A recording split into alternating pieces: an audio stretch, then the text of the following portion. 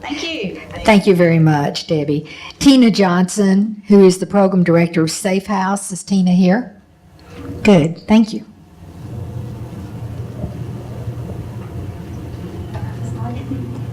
I don't bring slides because I never follow them, but I'm Tina Johnson, and I'm the director at Safe House. That's the domestic violence shelter in Kingsport, and we are a confidential shelter with a 12-bed facility, and we house women and children who are victims of domestic violence. I was counting up how many years I've been there, and oh my goodness, I've been there 13 years. The first 6, I was the children's advocate, and the rest of the time I've been the director. So my advice is don't ever take the director position, stay the children's advocate. But my time at Safe House has been just the most rewarding time.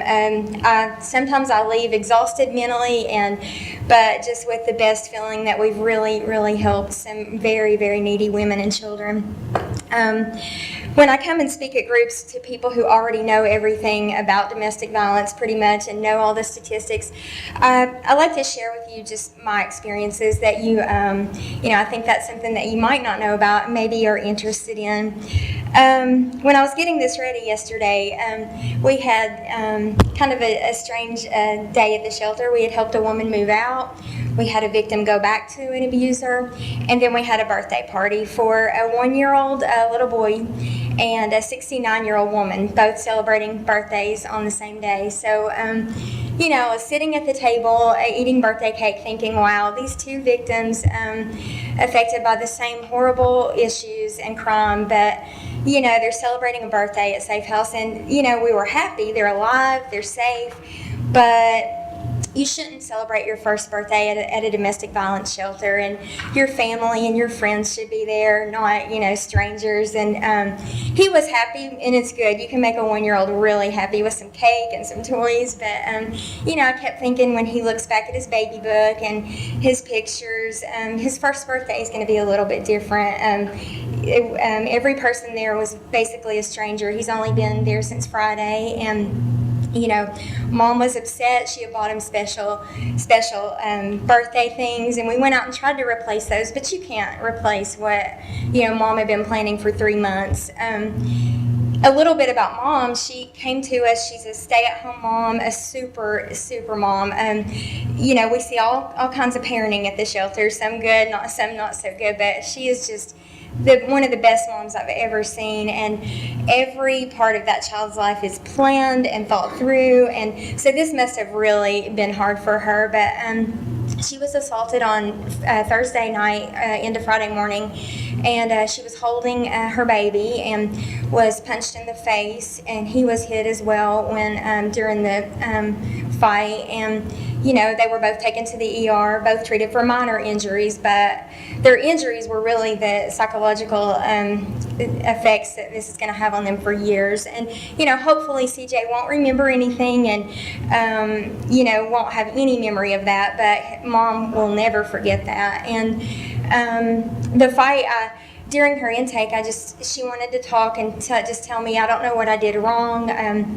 She just really wants a perfect family, and I asked her what happened that night, what led up to this, and she basically described a perfect relationship during their dating. He's older than her, probably I think 12 years older than her. She's pretty young. She's a 21-year-old mom, and they had a fairy tale dating engagement period, gotten married, and everything was fine. And then when she found out she was pregnant, I think she said 3 nights after that is when the abuse started, and it started with physical violence.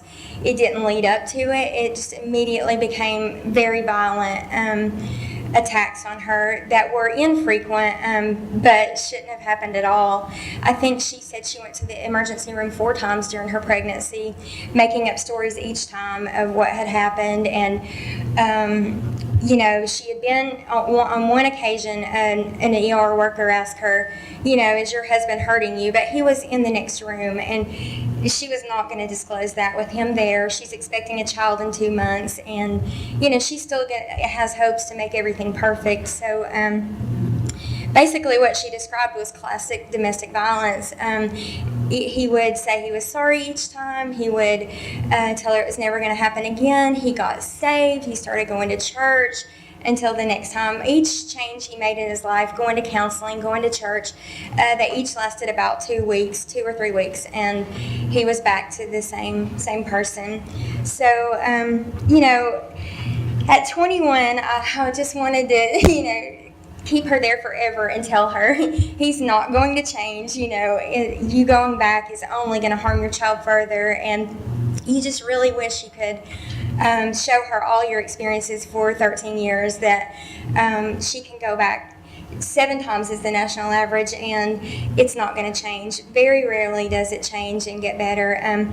Batter's intervention, I know just from what I've read, it has very low success rates. Violence is a reflex to so many abusers, and you really can't change that reflex. It's very hard to go in and change how you react to a situation when you get angry. And, we personally don't see, I see 0 to 5% success in women who go back to an abuser and the abuser has sought help. And we see literally no success with that, unfortunately. The other victim, she's 69 years old. She's been married for 34 years. She still worked a part-time job up until her abuse occurred, and hers seems to be elder abuse, an elder abuse case with her adult child abusing her financially. She was moved out of her own home into a back porch area, it was an enclosed porch area in the back sunroom of her own home, while his friends moved into her home. He took her money every month, her Social Security check every month. She worked a part-time job in a motel at a front desk just to have money, that he didn't take and have control of. It was $80 a week, but it was money for her to, buy food and buy some of her prescriptions. When she left her home and walked to the emergency room, and when the emergency room called me to come and get her, she had a severe urinary tract infection. She had not had her supplies and medication for her diabetes in 3 months that they could tell that it had been filled. They found her room when the investigators went to check out her living environment. They found, a can of green beans with a fork in it. She had been just eating canned food on the back porch of her own home. It was just the person that Adult Protective Services worker that came and spoke with me about her case told me that it was just unreal. They had pretty much been making her live worse than most of our pets live, just discarded,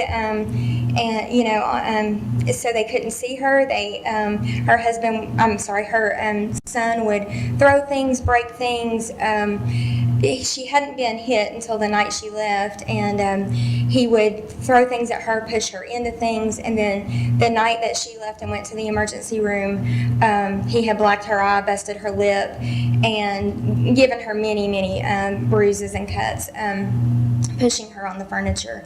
So, that they were just two very, a 1-year-old and a 69-year-old, both hurt by people who should love them, and in a place where they should be safest, in your home. That's where you shouldn't have to deal with any abuse, and you shouldn't have to be harmed in any way, let alone physically and mentally for years. I just thought that was very, very ironic, I guess. And the 69-year-old told the 21-year-old, she had lived with an abuser for before her husband passed away. Her husband had been abusive, which is probably why her son, repeated the cycle, grew up to think it's okay. And, she told our young mom, leave, don't go back, do not go back, it won't change. I was married for 27 years. I think it was hell. And, I just thought, I hope she listens, I hope,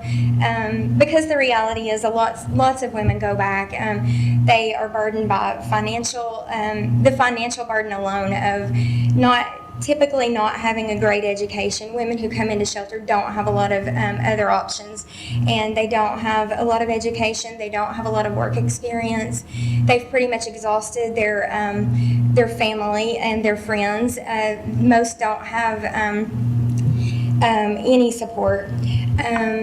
It's very humbling to me every time I do an intake and the woman does not even have an emergency contact to put down on her intake. You know, we ask them if you, if you need to have medical care while you're here, if you go to the hospital, who would you like us to call? And a large percentage, over 50%, don't have anyone to put down. Yes. You didn't need to rub it, but you probably do need to. No, I'm fine. Can I ask, I need to ask her a quick Okay, we're going to let Elliot ask you a question. Absolutely. How many beds at your shelter? 12 beds. 12 beds. Yes. And what's your budget? Our budget is $150,000, and I need to ask for more staff and more money when I get back because we only have 5 full-time staff and 1 part-time staff. 12 beds, $150,000 that comes from federal, state, and United Way grants. Okay, thank you. Yes. Thank you. I think we are going to have to move Sure. on. Thank you very much for that information.